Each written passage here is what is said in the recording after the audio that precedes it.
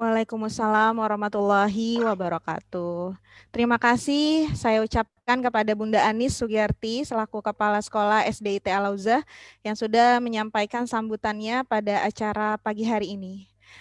Baik, Ayah Bunda yang dirahmati Allah, Alhamdulillah sebelumnya saya ucapkan terima kasih karena sudah meluangkan waktunya di pagi hari ini untuk sama-sama kita sharing demi melejitkan potensi dan bakat teman-teman. Semoga dari agenda pada hari ini kita dapat bersinergi bersama mengantarkan putra-putri kita tercinta untuk menyongsong masa depan gemilang. Baik, beralih ke agenda berikutnya, izinkan saya akan membacakan CV Bapak Munif Khatib selaku pemateri kita pada hari ini. Insya Allah saya akan coba bacakan terlebih dahulu sebelum beliau akan memaparkan MIR pada pagi hari ini. Bapak Munif Khatib lahir di Surabaya pada tanggal 5 Juli 1969.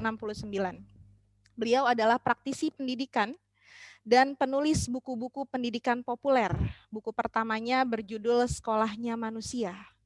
Rilis pada tahun 2009 dan dibedah bersama oleh Bobby DePorter, penulis buku Quantum Learning, dan juga mentornya saat studi di Distance Learning di Supercamp Oceanside.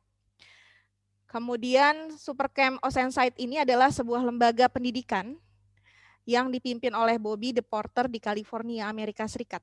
Di lembaga tersebut, Bapak Munif Khatib tercatat sebagai alumni pertama pada tahun 1998 hingga 1999 yang menduduki peringkat kelima dan satu-satunya lulusan dari Indonesia. Masya Allah ya. Tesis beliau berjudul Islamic Quantum Learning menjadi salah satu referensi yang diminati di Supercamp. Tesis itu berisi kritik tentang penokohan fiktif yang dikembangkan oleh Bobby DePorter. Selain menulis buku Gurunya Manusia, Bapak Munif Khatib juga telah menerbitkan beberapa buku pendidikan populer lainnya, diantaranya Gurunya Manusia tahun 2011, Sekolahnya Anak-anak Juara bersama Alam Syah Said pada tahun 2012, Orang Tuanya Manusia pada tahun 2012, Kelasnya Manusia ditulis bersama Irma Nurul Fatimah pada tahun 2013. Kemudian pengalaman mengasuh putrinya yang tidak suka dengan pelajaran matematika dituangkan dalam sebuah novel pendidikan berjudul Bella, Sekolah Tak Perlu Air Mata, tahun 2015. Kemudian ketika putrinya menikah, Bapak Munif Khatib pun menghadiahinya dengan menulis buku Menikah Itu Ibadah di tahun 2017. Catatan-catatannya tentang pendidikan orang tua dan pola asuh anak diterbitkan dengan judul Parents Learn tahun 2016. Semua buku tersebut diterbitkan oleh penerbit Kaifa Bandung. Pada tahun 2002, Bapak Munif Khatib mendirikan dan sekaligus menjadi CEO Next Edu Indonesia, sebuah lembaga konsultan dan pelatihan pendidikan yang telah membantu pengembangan berbagai sekolah mulai dari kelompok bermain, taman kanak-kanak, dan sekolah dasar. Kemudian sekolah menengah pertama hingga sekolah menengah atas di berbagai daerah di Indonesia mulai dari Aceh sampai Wamena. Lewat Next Edu Indonesia, Bapak Munif Khatib juga mengembangkan program perkuliahan bersama Guardian Angel, yakni sebuah perkuliahan tentang konsep sekolahnya manusia yang sudah digagasnya. Nama Guardian Angel sendiri sebenarnya lahir dari sebuah kelakar yang dilontarkan Bapak Munif Khatib bahwa sekolah itu ternyata banyak setannya. Setannya tanda kutip ya. Setan yang dimaksud adalah setan yang berwujud virus-virus negatif yang membuat sebuah sekolah susah berkembang. Seperti malas, tidak disiplin, tidak mau belajar, tidak mau berubah, susah berinovasi, dan masih banyak lagi. Oleh karena itulah, sekolah butuh orang-orang yang bertindak sebagai malaikat penjaga atau biasa disebut guardian angel yang akan menyelamatkan sekolah dari setan tersebut.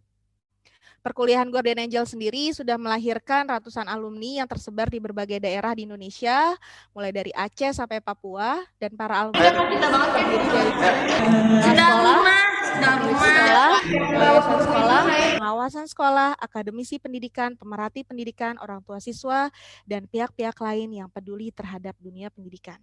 Baik, melalui Next Edu Indonesia pula, Bapak Munif Khatib mengembangkan alat riset bernama Multiple Intelligences Research atau MIR, yakni sebuah alat riset yang digunakan untuk mengetahui kecerdasan dominan pada anak. Sampai saat ini, Multiple Intelligences Research sudah diterapkan di ratusan sekolah di Indonesia. Pemaparannya tentang konsep MIR bisa dilihat dalam buku Semua Anak Bintang yang terbit pada tahun 2017, yang juga diterbitkan oleh penerbit Kaifa Bandung Mizan Group. Kemudian pada tahun 2013, Bapak Munif Khatib mendapatkan penghargaan sebagai Inspiring Educator dari Mizan Group. Baik, itu CV yang saya bacakan pada pagi hari ini. Alhamdulillah, Bapak Munif Khatib sudah hadir di tengah kita bersama, tidak berpanjang lebar lagi. Sebelumnya saya ucapkan terima kasih Bapak Munif Khatib yang sudah hadir di tengah kami bersama. Saya langsung persilahkan kepada Bapak Munif Khatib. Bismillahirrahmanirrahim. Assalamualaikum warahmatullahi wabarakatuh. Waalaikumsalam warahmatullahi wabarakatuh. Alhamdulillahirabbil alamin wassalatu wassalamu ala Rasulillah wa ala alihi wa sahbihi wa man walah amma ba'du. Terima kasih kepada teman-teman di Sekolah Al-Lauzah yang memberikan kesempatan ini kepada saya untuk share informasi tentang Multiple Intelligences Research atau MIR atau MIR. Terima kasih juga kepada ayah bunda yang hadir ya pada webinar pagi ini. Nah, tanpa panjang lebar, saya mau izin share screen ya sebentar untuk memberikan penjelasan tentang makhluk yang namanya Multiple Intelligences Research itu apa.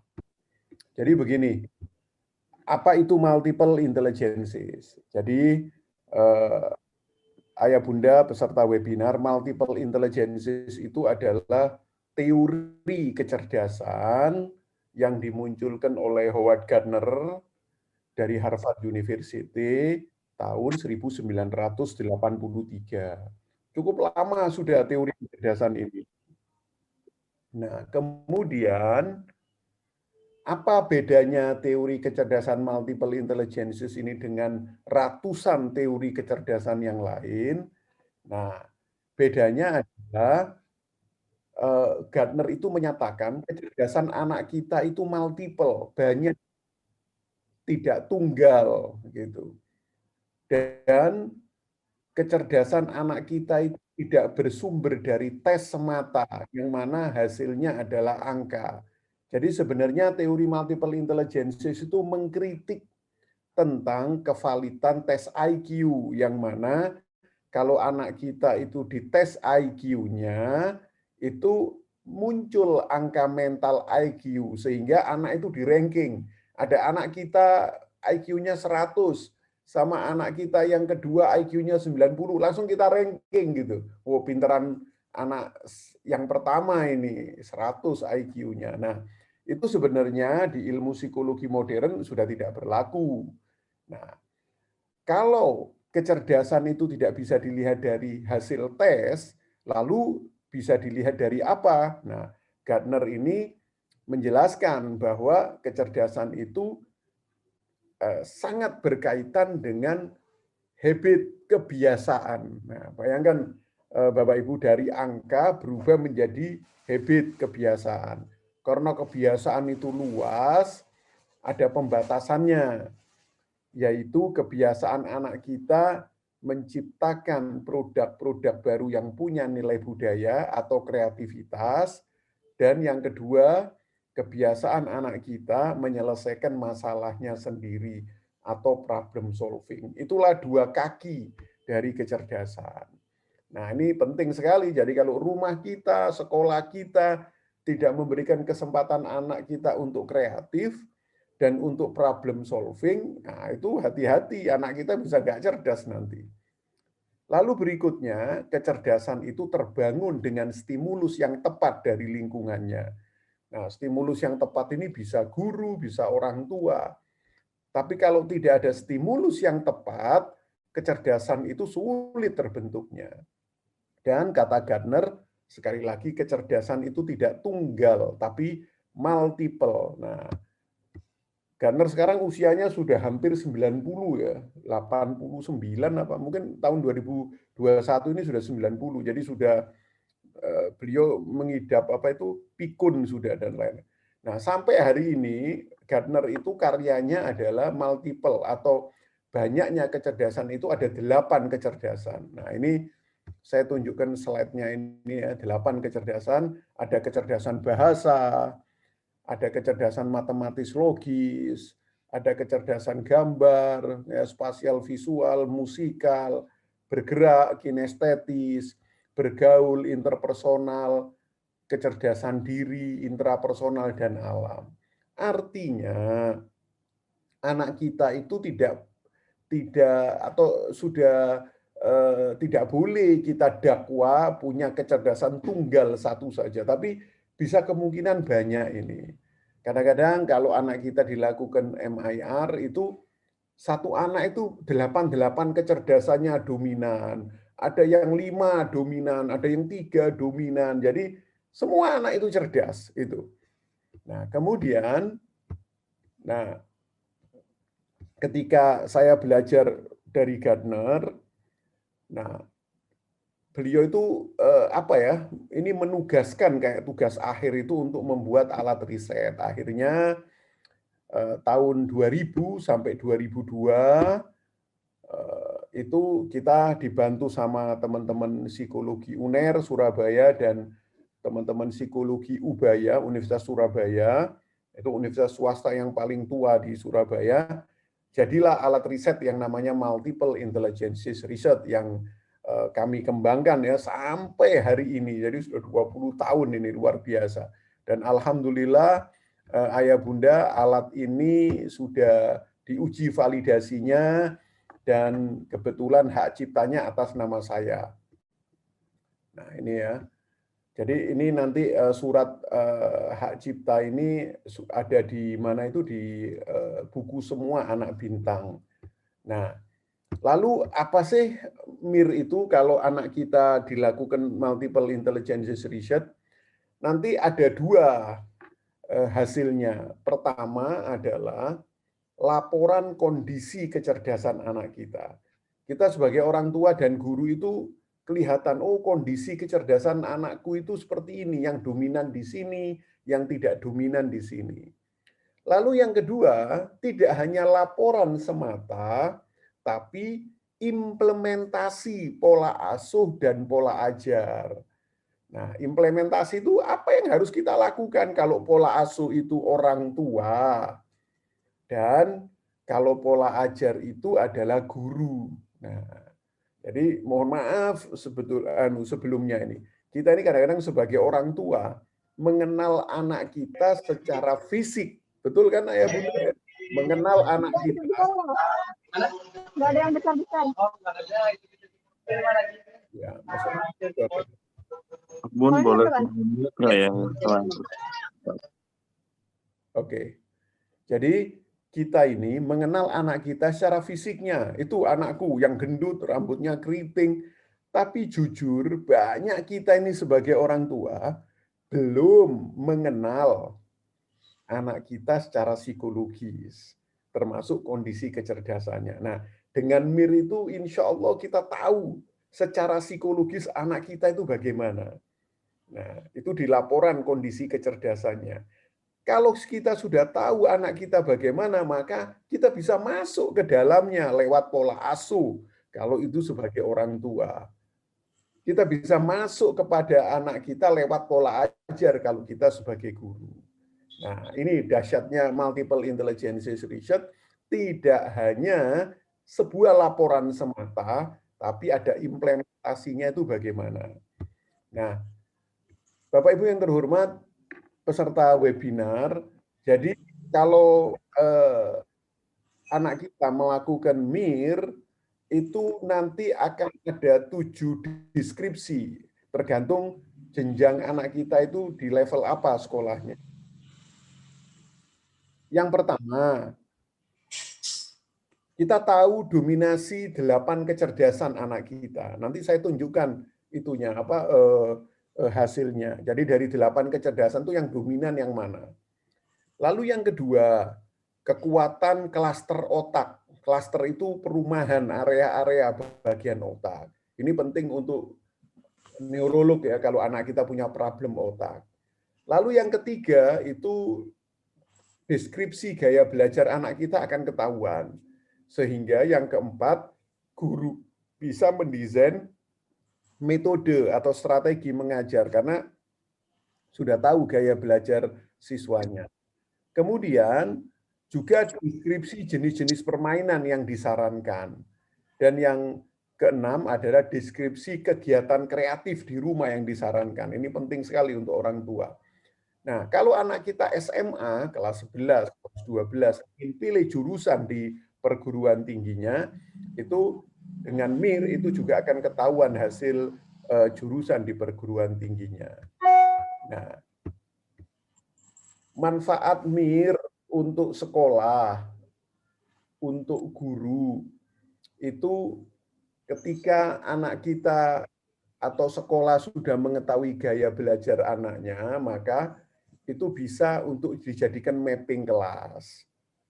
Kemudian untuk guru bisa memilih strategi yang ditulis di RPP-nya, di lesson plan-nya.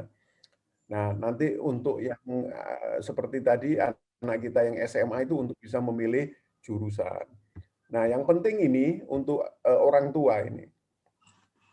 Jadi hasil MIR untuk orang tua itu, pertama, seperti tadi saya katakan, orang tua mengetahui potensi kecerdasan anaknya dari banyak kecerdasan.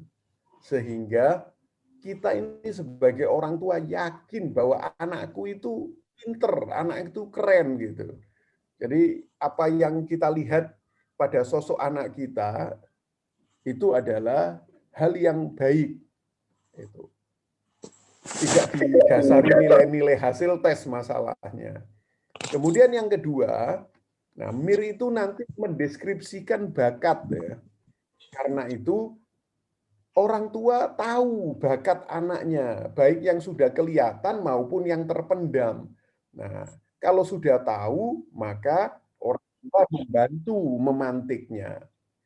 Jujur, betapa banyak orang tua yang masih belum tahu bakat anaknya itu apa.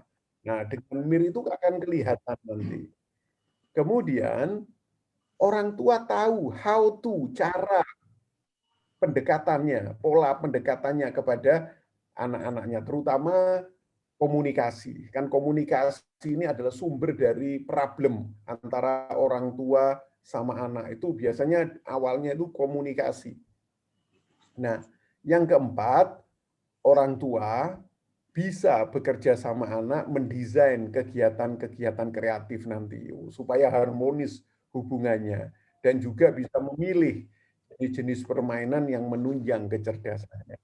Nah, jadi luar biasa ini manfaatnya, terutama untuk orang tua ya. Gitu.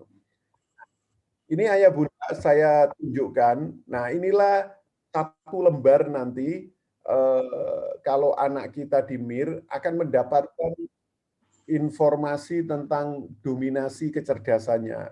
Ini dalam bentuk tabel begitu. Anak kita dari 8 kecerdasan itu.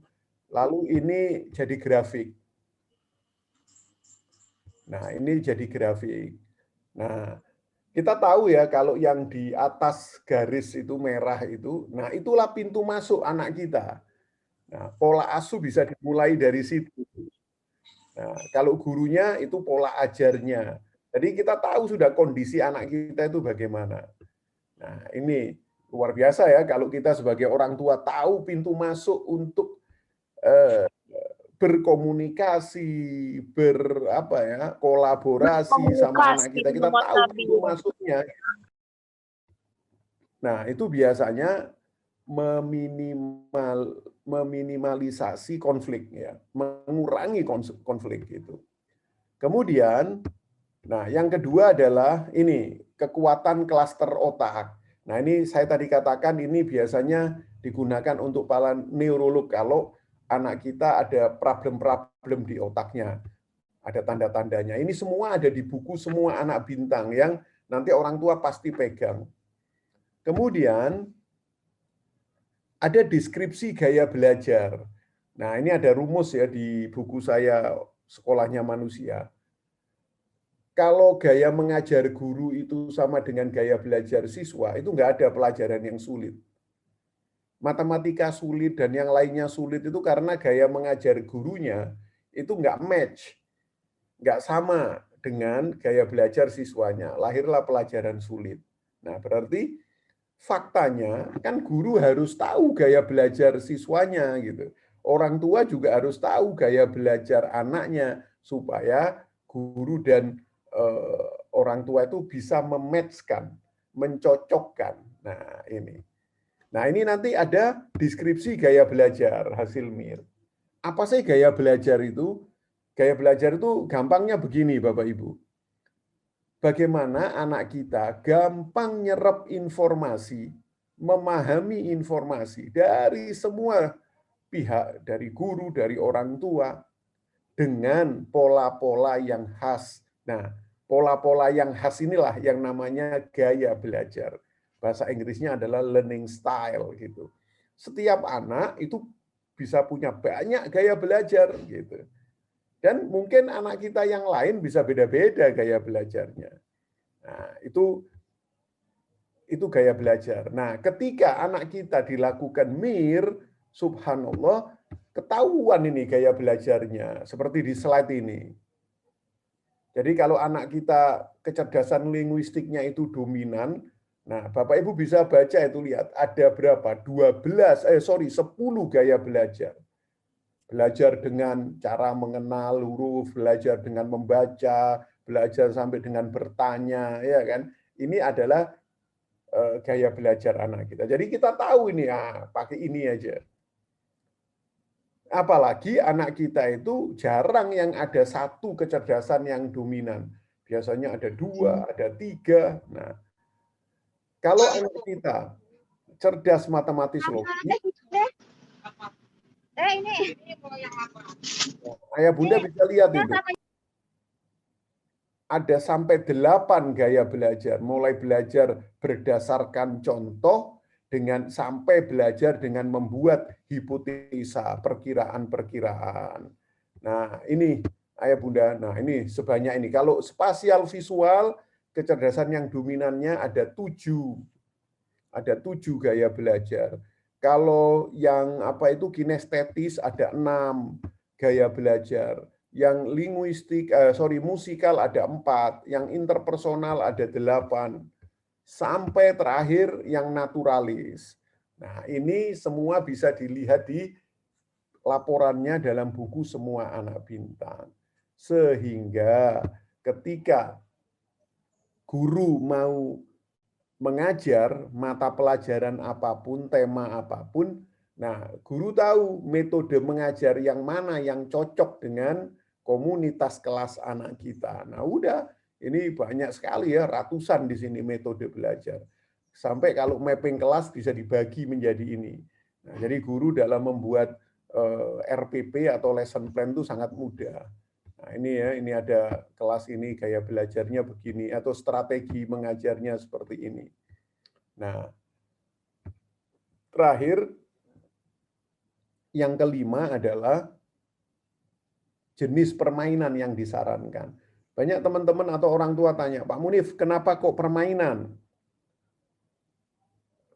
Setidaknya ada 5 alasan. Ternyata setelah diteliti, kalau kita bermain ini sama anak kita, itu subhanallah meningkatkan kreativitas. Padahal kita tahu ya, kreativitas itu kaki dari kecerdasan tadi. Yang kedua, nah dengan bermain itu malah memantik bakat terpendam. Hasil MIR itu bakat ya, jadi bisa anak tahu langsung, ya aku benar suka ini memang. Tapi ada yang dia enggak tahu karena itu potensi yang terpendam, tapi dimunculkan di MIR. Nah, sehingga dengan bermain itu yang terpendam itu nanti bisa muncul gitu. yang masih hanya jadi catatan gitu bisa dimunculkan menjadi fakta begitu. Kemudian kalau kita bermain itu menjaga keharmonisan. Nah, ingat harmonis itu adalah kemampuan anak kita problem solving. Nah, kan kecerdasan tadi dua kaki, ada problem solving, ada kreativitas. Kemudian dengan bermain biasanya apalagi di multiple intelligence research itu banyak sekali memunculkan permainan tradisional punya nilai karakter, ya kan? Sekaligus anak kita belajar akhlak. Dan sekarang ini yang terbaru ternyata dengan bermain itu merupakan terapi buat anak kita yang mengalami gangguan perilaku namanya technoferensis yang gara-gara adiktif gadget. Kan ini sudah abad 4.0, banyak sekali anak kita itu terserang penyakit yang namanya addictive gadget. Nah, dengan bermain ini merupakan terapinya ya. Technoferensis tadi itu tadi cemas, stres, takut, depresi dan lain-lain. Nggak di-like aja sama temennya sudah stres anak kita. Nah, itu. Nah, ini model contoh jenis permainannya banyak sekali, ada ratusan dan pakai barcode ya, Bapak Ibu. Jadi nanti di bukunya itu di-scan ada barcode-nya langsung masuk ke YouTube. Jadi kita tahu proses bermainannya seperti ini gitu. Jadi tidak membaca ya. Dan tidak membaca tapi menonton cara permainannya. Nah, dan yang terakhir adalah kegiatan kreatif yang disarankan. Banyak sekali nih Bapak Ibu. Reporter berita, buletin keluarga, cerita heboh. Nah, kalau nanti hasil MIR-nya itu sudah ada, nah nanti Bapak Ibu bisa mencoba 1, 2, 3 sebulan sekali aja itu rutin mendesain kegiatan-kegiatan kreatif yang disarankan. Ada panduannya di buku Semua Anak Bintang itu. Nah, sementara seperti itu, saya stop share dulu. Nah, sementara seperti itu, penjelasan singkat saya tentang multiple intelligences research untuk anak kita yang berguna buat kita sebagai orang tua, berguna buat sekolah dan guru dan juga untuk anak kita tentunya. Nah, mungkin seperti itu Ibu Moderator, sementara dulu kalau ada yang ingin bertanya silakan. Assalamualaikum warahmatullahi wabarakatuh. Waalaikumsalam.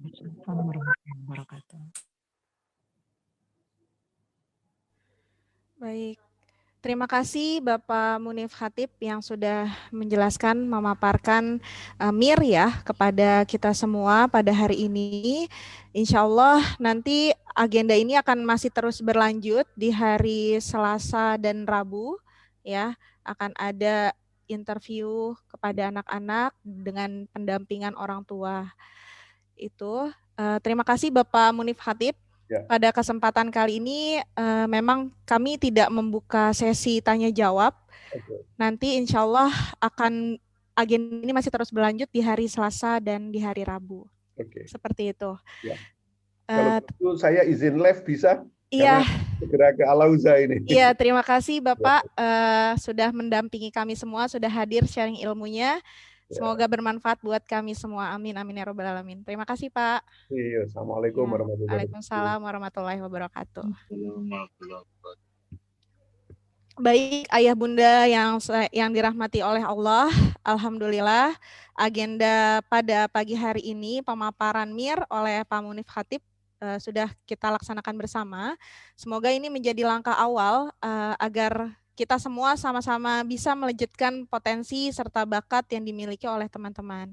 Insya Allah agenda ini seperti yang saya tadi sudah sampaikan akan berlanjut di hari Selasa dan di hari Rabu.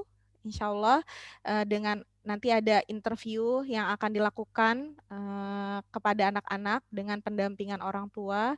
Untuk informasi lebih lanjutnya nanti akan kami informasikan karena kami pun insya Allah akan diberikan pembekalan oleh Pak Munif Khatib langsung pada hari ini. Nanti informasi berikutnya terkait agenda di hari Selasa dan di hari Rabu segera kami informasikan. Mungkin itu saja yang bisa saya sampaikan. Sekali lagi terima kasih ayah dan bunda yang sudah meluangkan waktunya pada pagi hari ini. Agenda ini saya tutup dengan mengucap hamdalah. Alhamdulillahirabbil alamin. Kemudian istighfar, astagfirullahalazim, astagfirullahalazim, astagfirullahalazim, dan doa kafaratul majelis. Subhanaka Allahumma wa bihamdika asyhadu alla ilaha illa anta astaghfiruka wa atubu ilaik. Saya selaku MC pada pagi hari ini mohon maaf apabila terdapat kekurangan. Terima kasih ayah dan bunda yang sudah hadir. Sampai berjumpa di agenda berikutnya. Wassalamualaikum warahmatullahi wabarakatuh.